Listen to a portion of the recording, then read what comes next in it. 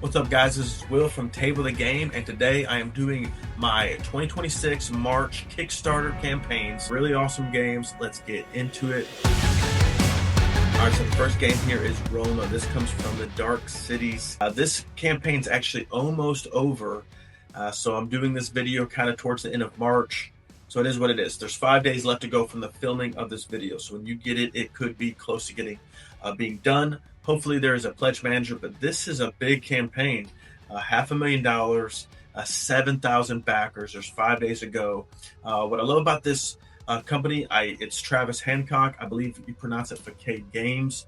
But what I love about this publishing company is really small. It says it's out of their house, but they've had a lot of success. These games you can find at Barnes & Noble. You can find it all over the place. But they really do some cool campaigns throughout the year. And they're the type of games that I really enjoy. So they're just smaller. They try to pack a big punch in a small box. And I love it when people try to do that.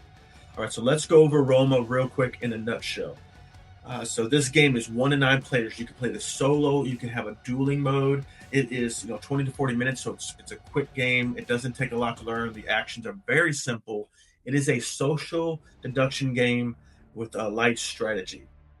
All right, so let's go over just real quick, what you do. Real quick too. So if you do back this on Kickstarter, you can get a free expansion, Spoils of War. It depends on, I think, which campaign you go with or which reward you choose. We'll go over that later as well. All right, so let's go over some basic rules. Okay, so on your turn, you're going to play a card. All right, now that card you can do one of two ways. You can either vote. It's a hidden vote because you're trying to eliminate people. What happened was Caesar died. Now there's 9 characters, and one of them's trying to get to the top to become the new emperor of Rome. And old Rome, there's a lot of backstabbing. There's a lot of political intrigue, people trying to get to the top and running over everybody that they can to get there. That's kind of what this game is about, which I really enjoy that because in my personal life, I try to be really good. But I love games like Werewolf. I love games where Nemesis, where you get the opportunity to backstab some people if you can.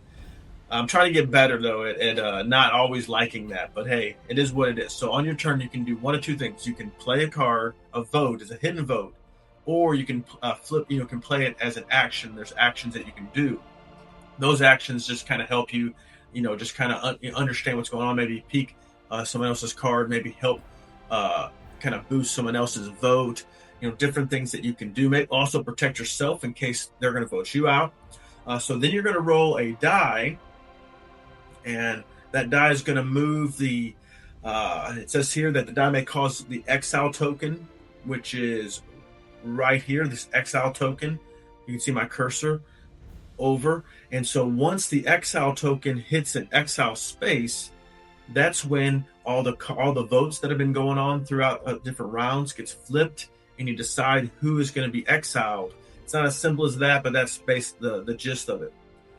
Okay, so then whoever has the most votes gets exiled, but don't think that you're done. There is opportunities for you to come back into the game, and so it does. You do all play until the very end. That I was a little worried about that when I first read about it because who wants to get voted out? 10 minutes into the game, and then the game's 40 minutes long. You're sitting there for 30 minutes. I didn't like that, but you do have the opportunity to come back into the game, so you're not done. But it would be horrible if you got exiled. All right, then, so what happens is this map is broken into 3 different segments, 3 different cities or just areas. And so whoever's with you, there's 9 total pawns or 9 characters. And every game you play with all 9 of them, even if you don't have 9 people. And so whoever's left, who's not exiled, then you get gold for everybody that's in your group. So what's cool about that is that at the beginning, you're going to form alliances. There's going to be basic alliances from your group because you're going to get more gold the more people you can keep together. All right. But then eventually, what does happen that if your teammates get voted out that is in your section, then you get their gold. And so eventually it becomes important to actually, as you guys start getting more gold, to vote some of these people out so you can acquire the wealth, because Gold allows you to play extra cards, allows you to, like on your turn, you play one card, but if you have gold, you can play a second card, a third card. It allows you to break ties. So like, let's say there's a tie, whoever has the most gold is going to win. So it's very thematic. And then there's Seek Vengeance. So you can basically, the exile players can come back. They can rejoin the game. And then there's Take Rome. So basically, at the end of the game, one person's going to be left standing. And whoever that is become the new emperor of Rome. And that is the game. So let's go over the rewards real quick. Of course, you can just pledge $1 or anything you want to help a publisher out. I think you should do that. If you are a person that backs games on Kickstarter, every once in a while, just throw $1 out, throw $5, especially if you want to, if there's a pledge manager and you want access to it, that's the one way to do it.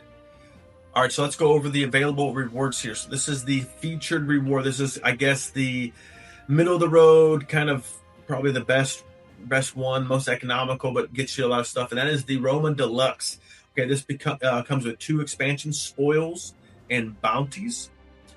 You can see here, you get the Spoils of War expansion, the Bounties of Peace expansion, and you get the deluxe version. That's looks like metal coins, and the tokens here are like the wooden composite tokens. This is $55 for this, so it's small game, but does pack a big punch. There's 4,000 people that backed this one. The next reward level is just the standard edition here. This just comes with the game. It's most likely cardboard coins. The tokens look like they're probably a little smaller. And this one is a $25. So this is a very economical game. If you just want to get a game that's simple, you don't need to get all the extra stuff. $25 plus shipping is pretty cheap, pretty awesome. Also, too, this game is going to be delivered November 2026. What I like about that is you're backing this game in 2026, really the third month in March, and you're getting it in November. Now, of course, this is Kickstarter.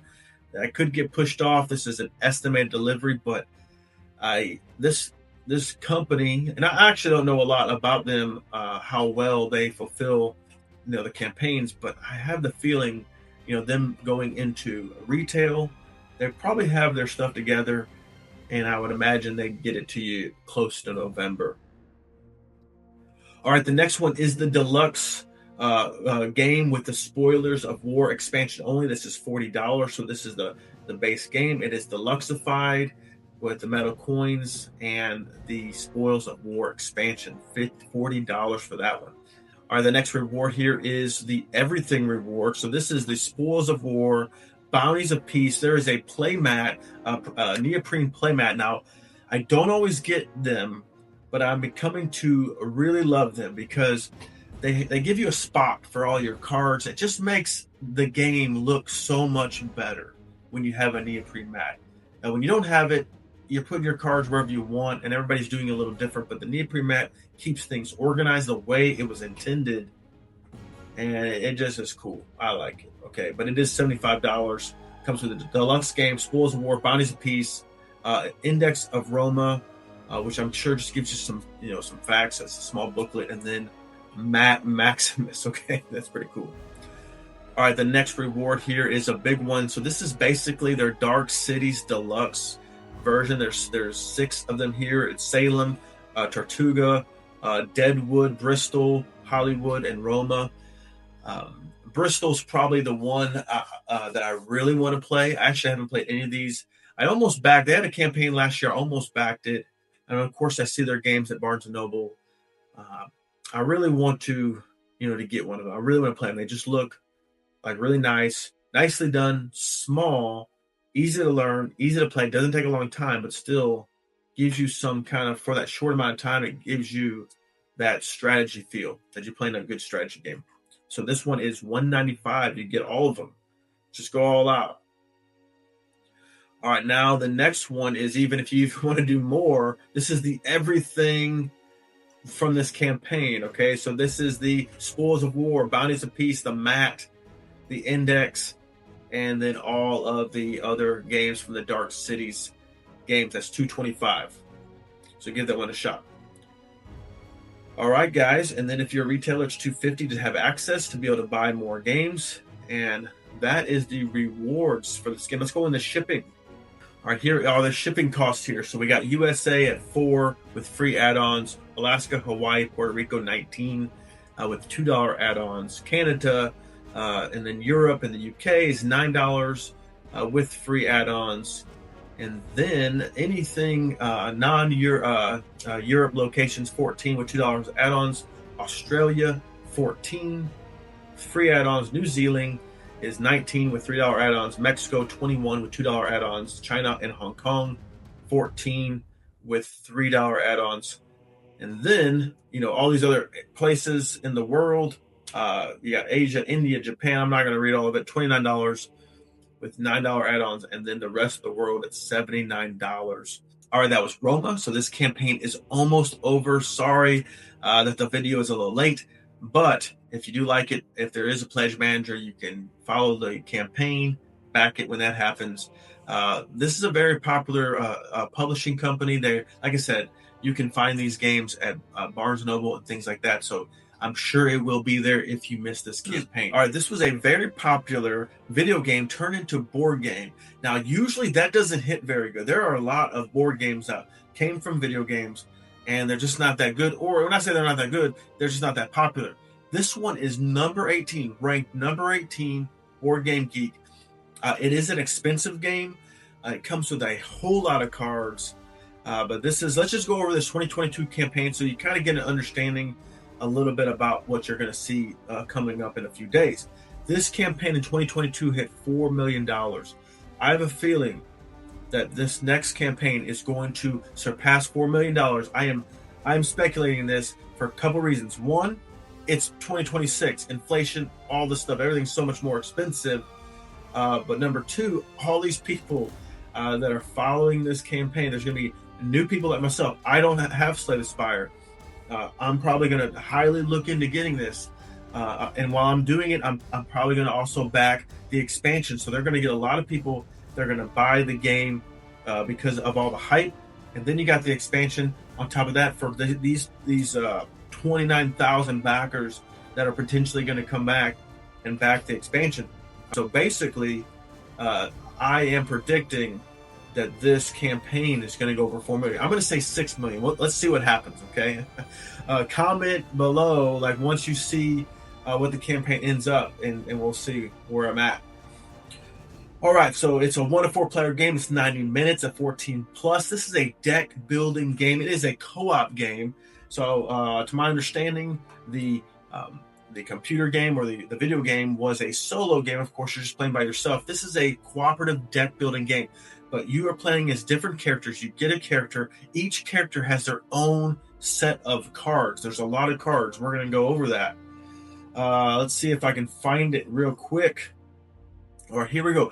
730 cards. So it looks like, you have 80 cards for yourself. That's your deck. So this is a deck building game. So, but they're very unique to you, your cards. And I'm sure there's some crossover. I'm sure like maybe the art's different and some similar mechanics and things like that. But they're your specific cards that you're building throughout the game to win, and you're playing with your friends or family. And so you guys are together to trying to defeat the enemies. And what's really cool about it is that the whole time you guys, it's open information. You guys are communicating, what's going on, your plans, trying to make sure that you can create the best deck possible. All righty, so a couple things about the game is, you can see right here where my cursor is, this dice. So learning about the game is the co-op portion of the deck building. Is really cool because everybody has unique, asymmetrical abilities. You're building your own deck, but these cards that are being played, I've never played this game, so it could be your cards, it could be the boss's cards, or both. They have numbers associated to it. So every round, you're rolling this dice, and the number associated to it is the card's going to have a number 1. And if you have a number 1, this is what you do. If it's number 2, this is what you do. And so every round, that number is going to apply to everything that goes on in that round. So it's very simple. And at the end of your turn, you're going to have the ability to get more cards for your deck to start really acquiring a strategy of how you're going to attack the bosses. And from my understanding, what's super cool about it is, there's different strategies. Every game is going to be a little different because you may go a different way. You may go to where you're, super aggressive, super strong, or you may do more protective, a way that you're just making sure that you can defend anything that comes your way, and probably all types of different mechanisms. And so as you, with your team, you're going to curate a really good deck that's going to complement everybody. So I wanted to go over the rewards so you guys have a basic understanding of what you may find when the campaign launches. So in 2022, this game cost $100, and for a deck building game, it was quite a lot, and that's what I've heard from a lot of people, that this is an expensive game. Now to me, a Kickstarter, game at $100, that's not the end of the world, but it is a lot of money, and it's because it has so many cards, like 700, 800 cards. Now that is the standard version. Of the collector's pledge was $145. That came with character playmats, metal coins, all types of other stuff.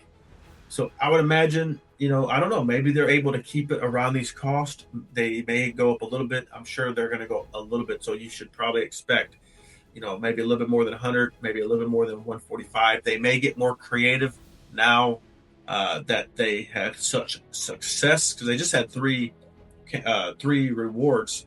They had this, the Neo's All In includes everything in the collector's edition, plus some beta art, table playmat, and carry bag. So that's pretty legit. It's come with a carry bag. You're buying a game with a carry bag. Pretty intense. Okay, so just 3 rewards back then, and I'm sure they will get more creative. They probably will have a little bit more rewards on this next go around. All right, guys, that was Slay the Spire. This is going to be huge. Like I said, comment below what you think the campaign is going to reach. And if you take a look at this video when the campaign is over, you can kind of see what my predictions were they completely off or whatever. I'm really just making this up as I go at the end of the day. All right, after this, I will have an honorable mention, but this is the last game on my list, or when I say game, campaign, because there are 2 games here. These are my boys, Garfield Games. Here they are. They launch these campaigns. They come out with so much stuff. I do not understand. These are one of my favorite publishers of all time. They're out of New Zealand. Huge ability to create games. I mean, they're launching. They just launched 2 games last year, at the end of last year. Now they're launching this one campaign with both games. They don't stop. They just keep on going. So it's The Great Sea and Towers of Sifnos. 2 of these games, they call it the Ancient Anthology. I think this is the 9th game in the Ancient Anthology series. So they love history. They're Euro games. They're multi-use card geniuses. That's probably one of their specialties. And so let's go over The Great Sea and Towers of Sifnos and take a look and see if you guys think either one of these games or both would be something that you'd be interested in. All right, so there's not a lot of information on their campaign page. Usually that once the campaign launches, that's when you get all this information.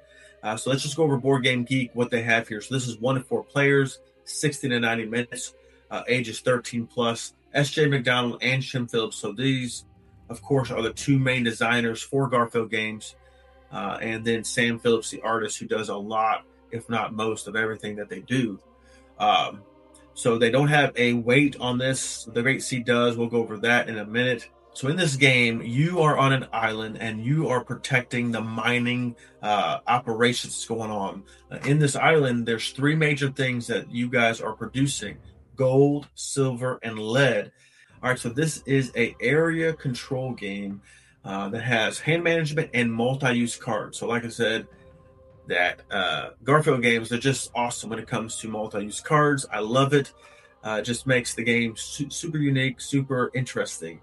And so in this game, you are creating basically infrastructure to protect against pirates or invaders that are going to come against your island, in particular against the mining operations of gold, silver, and lead. And so as you are able to protect against these 3 different types of resources, you're going to gain influence and authority, which is going to give you more victory points. So at any given point in a time in the game, at certain increments, I'm sure there is going to be an attack on the facilities.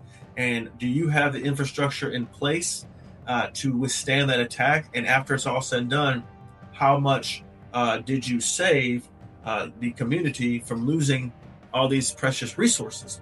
And the better you're able to do that, you're going to kind of keep the pirates and the bad guys at bay, keep them less strength, keep them weak, and which is going to make it easier for you to protect, all the facilities, and then of course, gain the most victory points. So that is a Tower of Sifnos. So let's get to the Great Sea. This one was designed by S.J. McDonald and Zach Smith, and Sam Phillips, of course, is the artist. This one does have a weight at 2.83, which is fairly light. It seems like it's a pretty middle-of-the-road strategy game, which really is exciting to me because right there, 2.833, that's kind of where I really enjoy a game at that weight. So this one's a little lighter than that, which is just fine. 2 to 4 players, so it looks like there's no solo mode on this one. 90 to 120 minutes at age 14 plus. So this one's actually a little bit longer. So let's go over the Great Sea. And now this one, I am going to be totally upfront. I don't know if I really want to back both these games, but I'm not backing a lot of games. I have so many games coming in. I'm not really backing a lot of games unless I just really love it. And I would love to back both these games. I'm probably only going to do the Great Sea, but please, they both look awesome. It's just, I think it's the theme, and I'm going to show you the board here. It's just kind of the way that I enjoy Garfield games, the way that this game looks and this setup, just is like, for me, it's like classic Garfield games. So let's go over the Great Sea. So in this game, what you're doing is you're creating trade routes, and in the trade routes, you're trying to basically increase technologies on land and on the ocean or on the water. You're trying to acquire control over temples, and that is like the big thing that you're trying to do. This is a hand management game, a conflict or a card conflict game. So what I imagine is going on in this game is those cards are going to create either positive things or negative things that are going to hurt or help you, or hurt or help other people. Got track movements. I love tracks in games, especially in Euro games. And so I do know that controlling the temples is going to end up creating an in-game situation. So you do want to control as many temples as possible. All right, as you can see here, there's dice in this game. So when I saw that, I was even more excited. So this is the Great Sea. Just looks like a great game. I love the theme in this game. And like I said, I would love to back both of them. I may back both of them, but if I had to choose, I would choose the Great Sea. And I would love to hear from Garfield Games on, I know they want people to buy, I'm sure they want people to buy both of them, but, why would one person buy the Great Sea over the Towers of Sifnos? What would be the reasoning? I would love to hear from them on that one, because that would help me to understand if I had to make a choice. I wanted to show you guys one of the previous campaigns that was very similar to the one that they're launching now. This had 2 games, and these games were also part of the Ancient Anthology series. This was Scarbray and the Anarchy. They always have it in New Zealand dollars, which was $74, which equals about, this says here, 46 US dollars. Now, I actually looked it up. Now, I don't know, Google said 48, so I don't know. I don't know what that means, but it's around $50. Okay, so I would imagine that also these games come out would be somewhere around the same. What I love about Garfield games is their games pack a massive punch. They come in smaller boxes, but they're filled with components, with meeples, with boards, with cards, all kinds of stuff. And so I can't wait. I always love it when they launch a new product, and they're just always on point every step of the way. So that was the Great Sea and Towers of Sifnos, coming soon on Kickstarter for you guys to check out and hopefully back if it's a game that you would be interested in. So let's get into some honorable mentions. There is a game that I wanted to go over. This is Botany Dragons from Duxomian Games. And the only reason I don't have it on one of my most anticipated games lists is not because I'm not interested in it or not because it's not awesome. At the end of the day, this is one of the coolest board game publishers that I know of. They really came onto the scene a few years ago and just destroyed it. Like, it had a major hit. Botany actually was, I think, the game. And then they've had super awesome success. Now, I have two games, the last two games from them that I bought on Kickstarter, and I just haven't. I've dug into one of them a little bit, and the other one I have not gotten the opportunity to dig into. So, I do know that they're awesome. Botany Dragons right here, or Floral Dragons, is almost like $650,000-$700,000. Which is super congratulations to this publishing company. It's a couple, a husband and wife.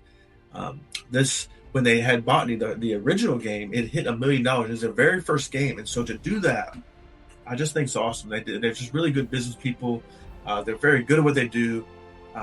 One thing, and I believe that this game is the first game that they actually hired an artist for. So a lot of times they didn't use AI art, but they just used art that was something that they could get, that they didn't have to pay for or acquire rights to.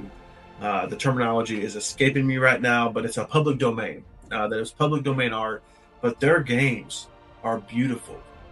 So that is Botany Floral Dragons. Very beautiful game. These people, the production value of their games are top of the line. It is very light strategy. So it is a little, not deceptive in a way. I don't want to sound negative. But the look of it looks like a deep strategy game, and they're not really. They're very light strategy games, simple to learn, simple to play. And I think that's where they have really taken off, because they really meet a lot of needs for, people that are just getting into games, or, they're not into huge strategy games. They're beautiful. They're just really nice looking games, and they're very simple to get into, but they've been super successful. So this is a shout out to them. It is an honorable mention, but I couldn't go through March, crowdfunding campaigns and not mention this one, because it is a very successful campaign and they deserve it. They've worked really hard and to make a name for themselves in this hobby. All right, guys, that was my 2026 March Kickstarter campaigns that I'm excited about. Let me know, are there games I didn't put on here? This was actually a very difficult list to put together. I just couldn't. It's taken me all month, because these are really awesome games. And I knew I was going to go over Garfield games, but a lot of these games, Aroma was something that I kind of knew early on I was probably going to talk about, but Slay the Spire, I've never played it. It's so big. Botany Floral Dragons actually was was on my list, but this was a very difficult month to do. But here we are, into March. What do you guys think? Is there games that you guys are excited about? What do you think about the games that I talked about here? And of course, I mentioned my prediction: 6 million for Slay the Spire campaign. What do you think? Am I way off? Am I right on target? Let me know. It'll be fun to kind of take a look at it later on and see what happens. All right, guys. I appreciate you guys. If you like this stuff, definitely comment, subscribe. Other than that, appreciate you. We'll see you in the next video.